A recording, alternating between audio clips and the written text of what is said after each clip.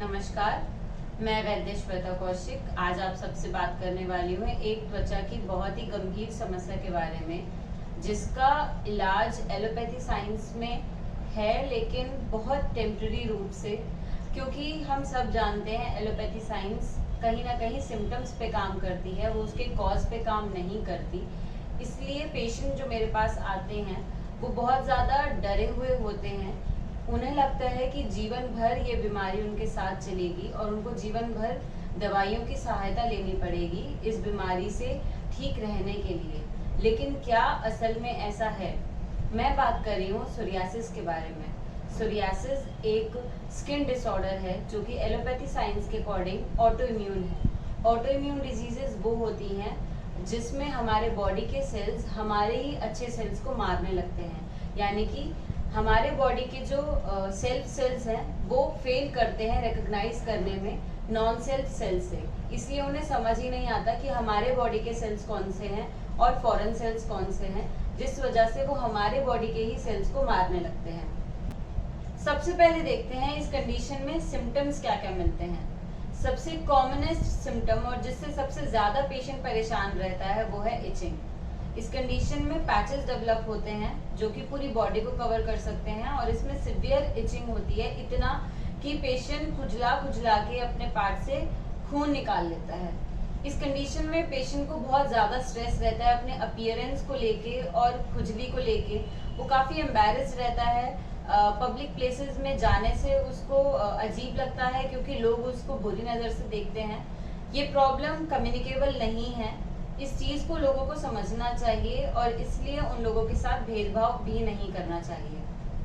अब देखते हैं इसके कारण क्या क्या हैं। According to allopathy science, it is an autoimmune disease.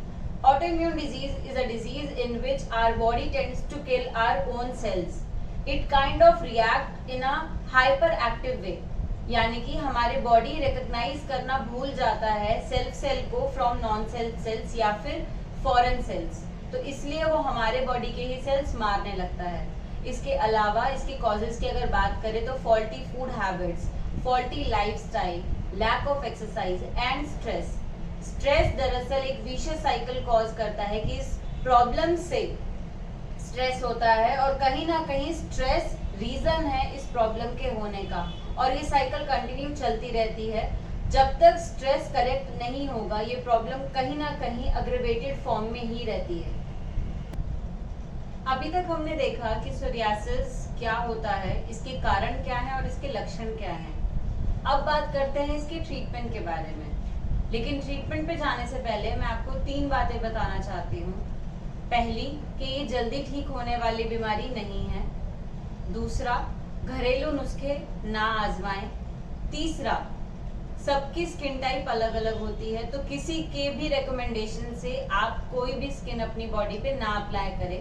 Proper guidance के ही अंडर रह के अपना ट्रीटमेंट ले इस प्रॉब्लम का। अब देखते हैं इसका ट्रीटमेंट क्या है। आयुर्वेद का ट्रीटमेंट 2 पार्ट्स में डिवाइडेड है, शोधन चिकित्सा और शमन चिकित्सा।